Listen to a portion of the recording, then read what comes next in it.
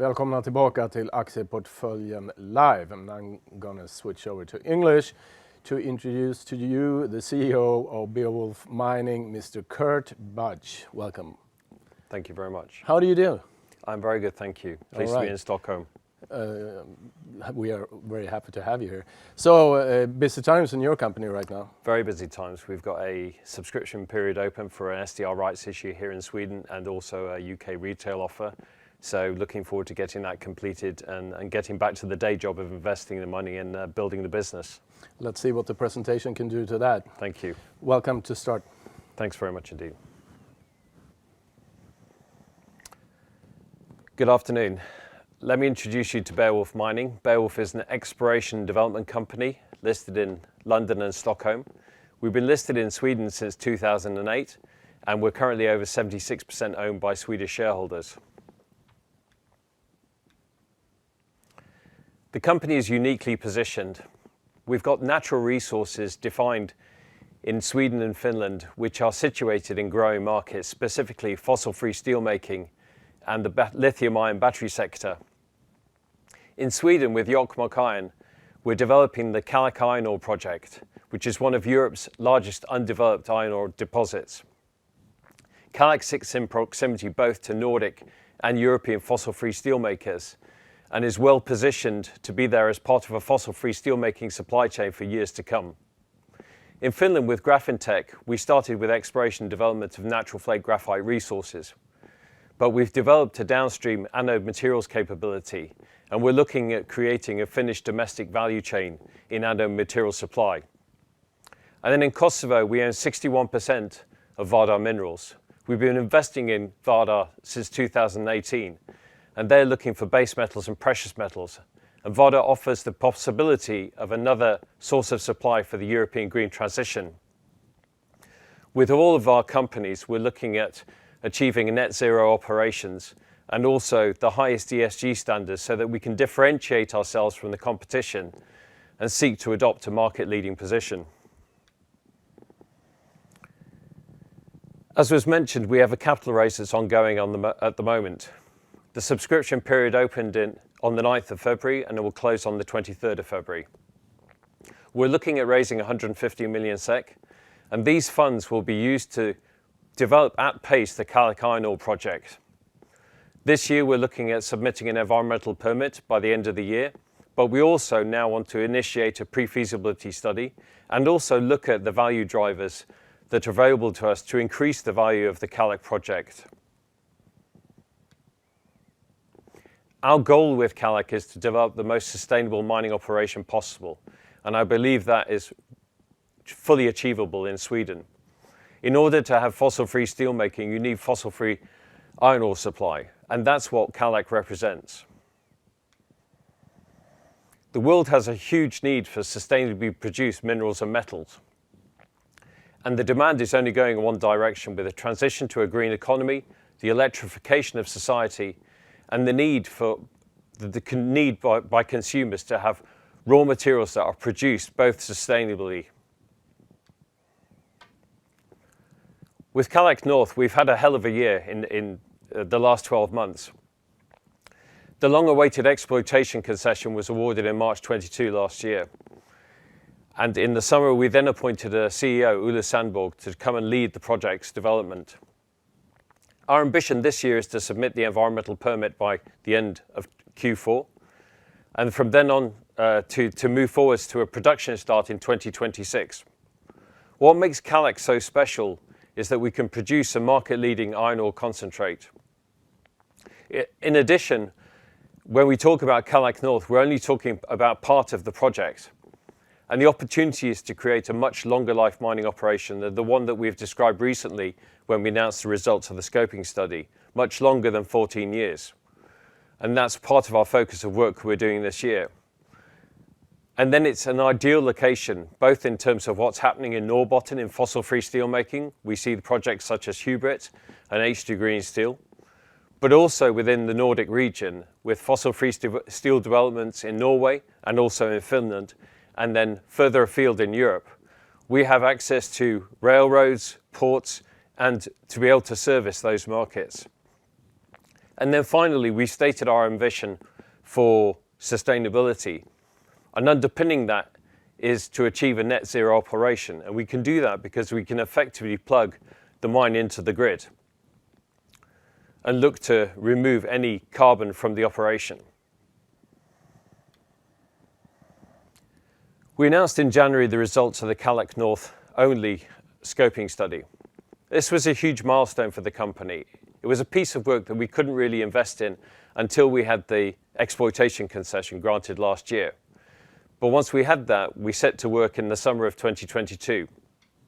And what this does, it pulls together all the technical work, of which there is a huge body in terms of how the Kallak Iron project is coming together.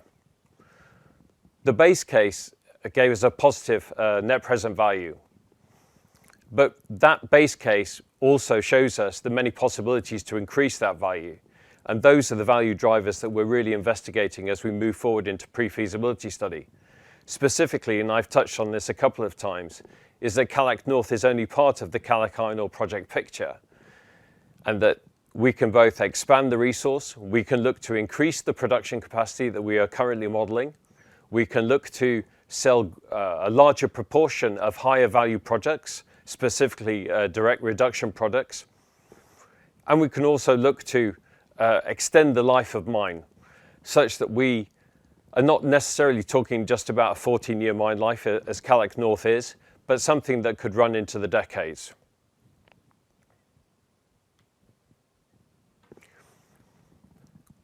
Iron ore exploration around Kallak is a huge upside for us. You can see there the blue area, which is the Kallak North concession, and then around Kallak North, the Kallak area exploration licenses. And then separately to the northeast, we have the August license. When we talk about Kallak, we talk about 389 million tons of iron mineralization that's been defined in the area. And that gives this opportunity to go out and explore this year, first with the Kallak South exploration target, to convert that exploration target into resource and then build that into a mining plan, which then extends the life of the mining operation that we're considering. So this is a huge opportunity for us. When we look at August to the northeast, the Swedish Geological Survey have stated an exploration resource of 75 million tons. That's not classified, so we need to do our own work to determine whether or not that's real. But what we have there is another area that potentially could be built into a long-term mining plan that runs over many, many years. We're very ambitious when it comes to Kallak. I've already talked about our sustainability goals and our net zero goals. But firmly, Kallak represents an opportunity to the town of Jokkmokk to regenerate the town. And our commitment to the project has been over 16 years now, since 2006. We have demonstrated our commitment and also our willingness to be partners with the community and the other businesses to really take Jokkmokk forward.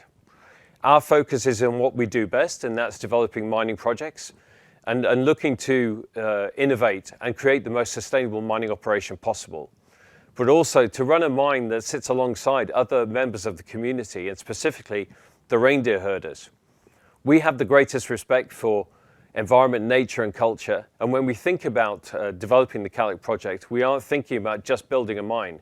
We're thinking about the full life cycle of the mining operation, and really, as I stated back in 2017, I think it was when I was in Jokkmokk, the goal here is about the regeneration of the town and to leave Jokkmokk with an economy which is thriving, diversified and sustainable long after mining has finished. And our focus is on how we do that to the best of our ability. So moving on to the other areas of the business, and firstly Graphintec in Finland.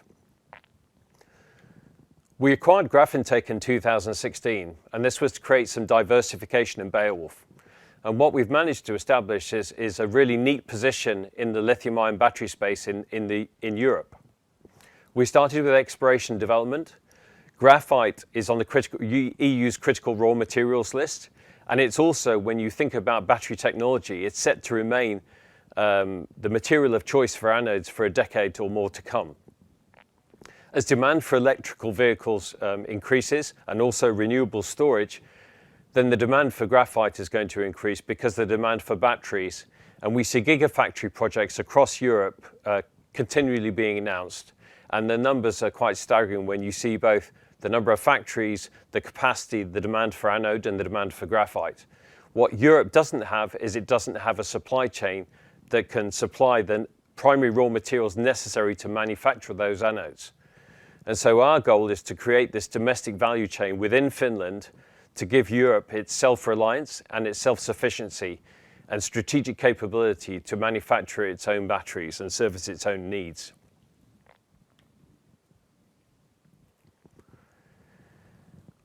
We start with Graphitech from a natural resources base again, and most of our focus on the exploration front has been on the Aitolampi project.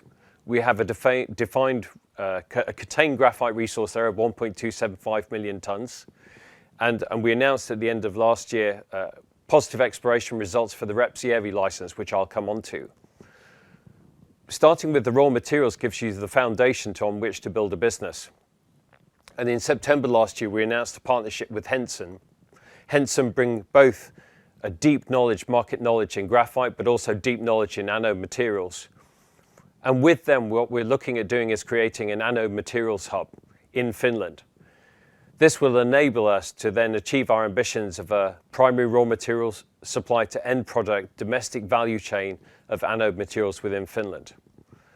As I've talked about with Kallak, we have a strong sustainability focus. Again, with Finland, we have access to renewable power, so we can achieve a net zero operation. And again, the highest ESG standards are again going to be demanded by the consumers of the end products that have our graphite in them.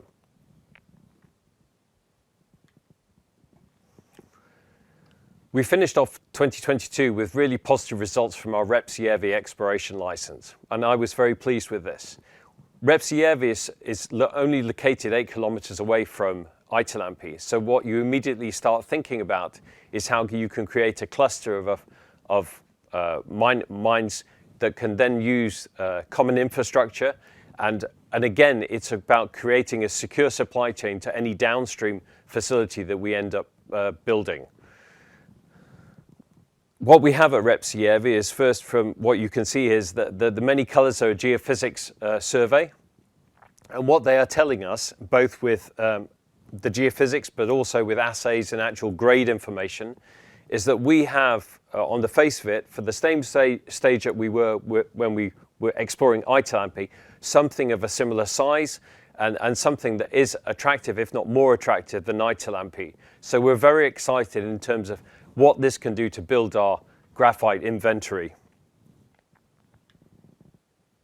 So lastly, moving on to Kosovo.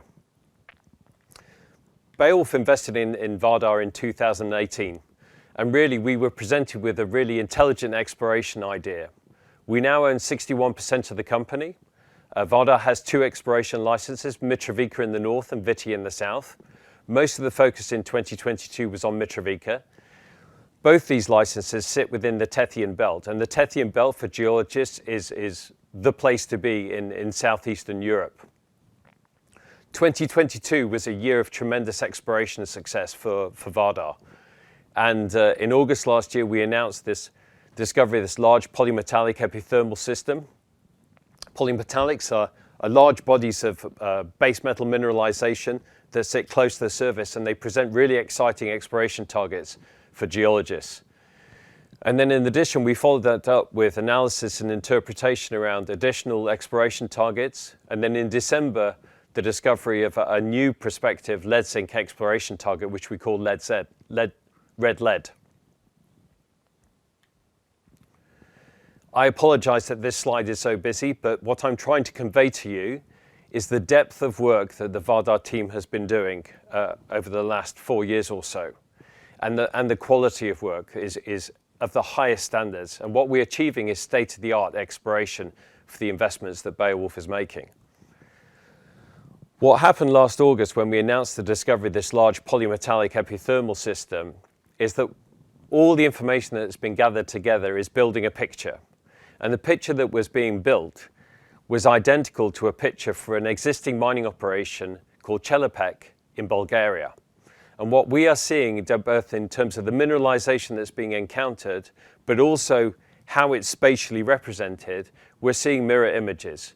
And this gives our exploration team the confidence to be then designing drill plans to where to put the drill holes, an expectation of what they might find and what they might intercept from each of those drill holes.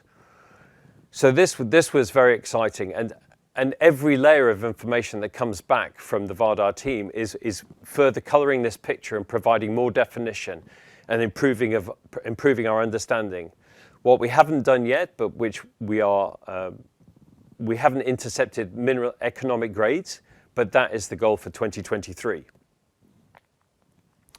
And finally, with red lead, what you can see on the bottom left, and this is one of the first pictures that I was shown when we started investing in Vardar in 2018, is the classic depiction of a porphyry mineralized system. And a porphyry mineralized system is a system, a geological system that is full of metals. And what we can show with the Mitrovica license is that the different exploration targets that we are identifying sit within this classic depiction of a porphyry system model.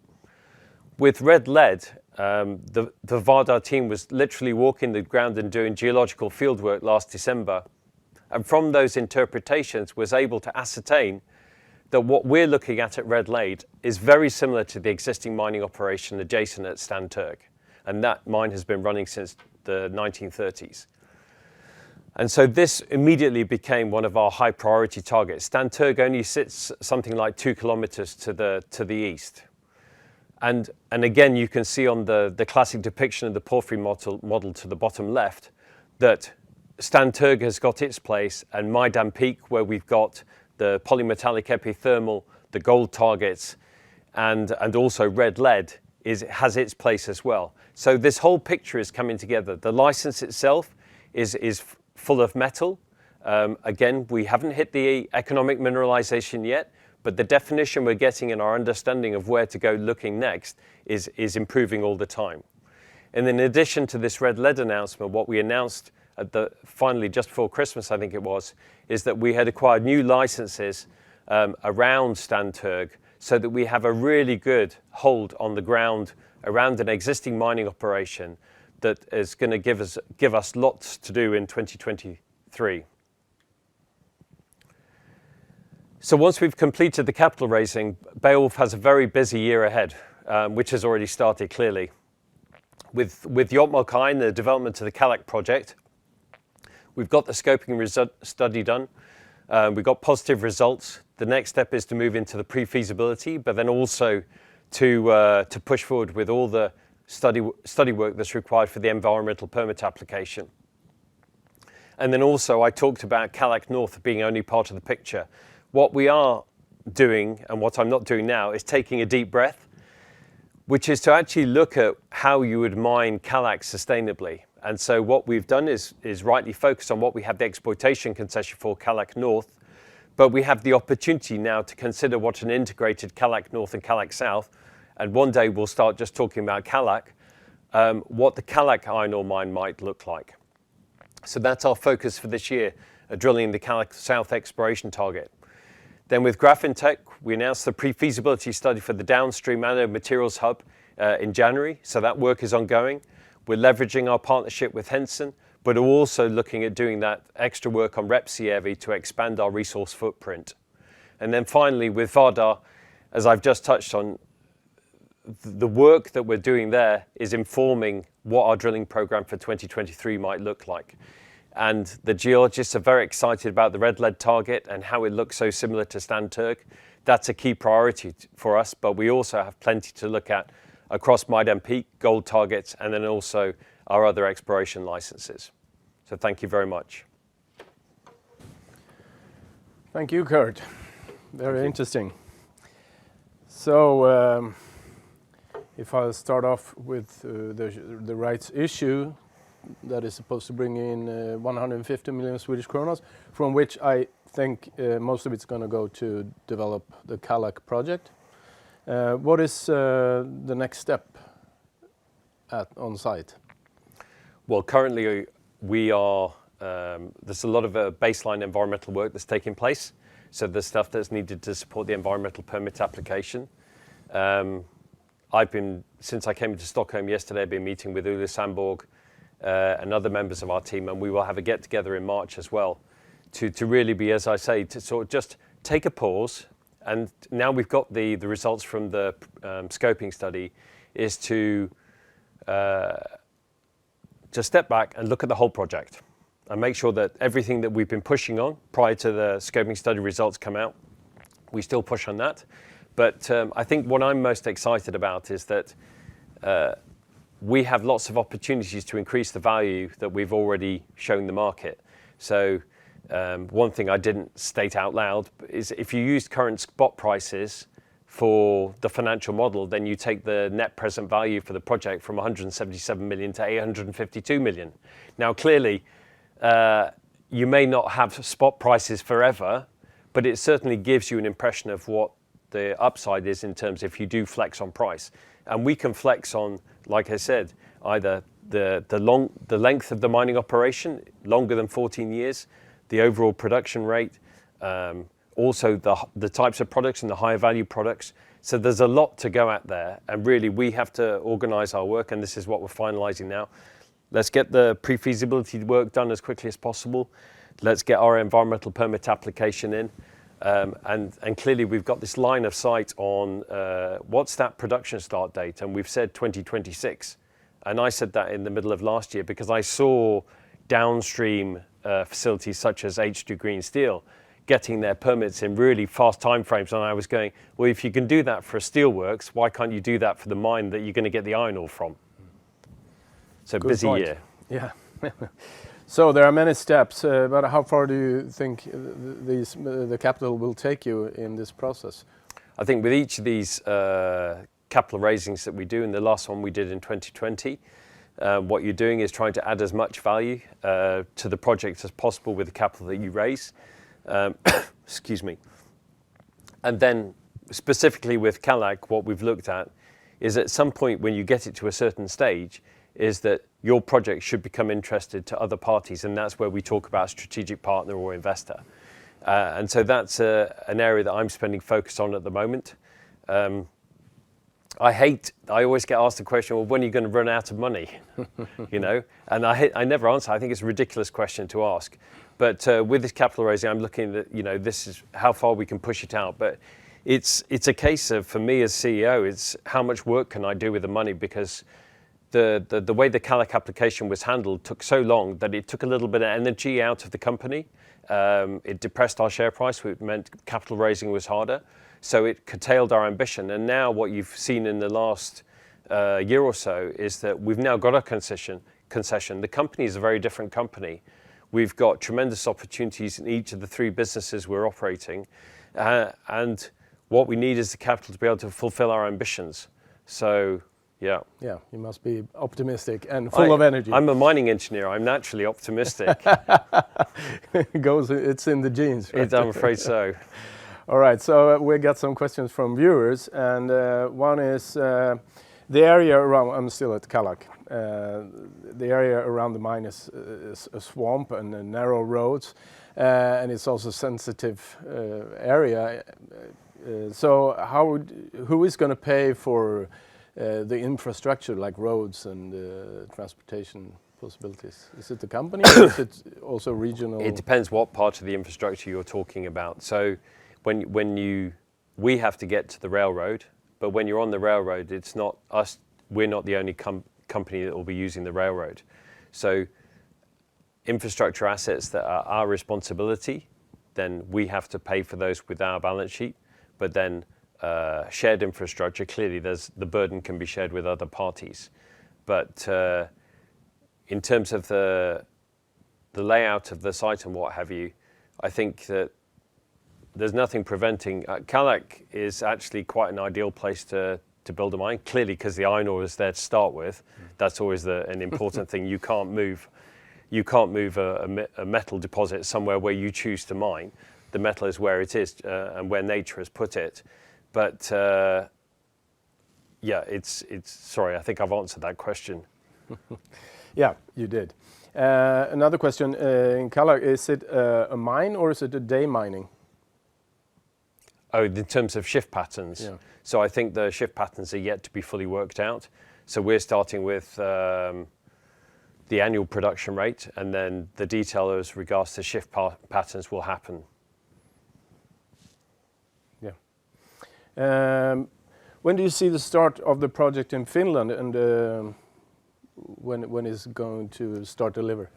So I think with Finland, especially in the downstream, this is one of the interesting aspects of the company, is that I can see a production story for both Sweden and Finland within that 2026 timeframe. And again, what we see in fossil-free steelmaking and lithium-ion batteries is the market's going to be there anyway. And I think what hasn't been the case to date is that authorities that permit upstream primary raw material supply don't necessarily see that there's going to be huge market demand. And if Europe can't produce those metals, then they're going to be imported from somewhere that doesn't necessarily try and operate to net zero or ESG goals, as we as a company or other participants in the Swedish mining industry or the Finnish mining industry do. So I see a production time frame for the anode materials hub, not necessarily a mine. I've still got to get the Finnish authorities to see that we need permits for mines in the same sort of time frame as they're willing to permit downstream facilities. This is where there's kind of a misstep between how do you create that security of supply within your nation in terms of the full value chain. You need to permit the raw material supply as well as permitting the downstream. So yeah, same similar time frame to Sweden. Mm-hmm. If I move back to Kallak, what is, according to you, the biggest challenge with the whole Kallak project? I think the biggest challenge was trying to get the exploitation concession. And that's done. Yeah, and being very brutally honest, all it took was a change in politics for the concession to be awarded. And I guess it was a big milestone for the company, but what was most telling is the application that we prepared, which was pretty much prepared by a Swedish technical team, was of the highest quality. And as actually, for most people that look at it now, say it puts us in a really good position for environmental permitting. So I think the biggest hurdle has been jumped over, and that especially the leadership that Ulla Sandborgh has brought to the company, and the other companies that are willing to engage with us and talk to how to develop an innovative and sustainable mining operation. It's really quite refreshing. It's actually why I do this job. I don't do this job to talk to politicians and to raise capital. It's to build a business and to build for our business to play its full role in society. We're one business amongst a whole bunch of businesses in Jokkmokk, and together we can make a really bright future for the town. That sounds like a great ending for this presentation. Thanks. That's all I had for you. Thank you so much for your participation and your answers. Thanks very much indeed.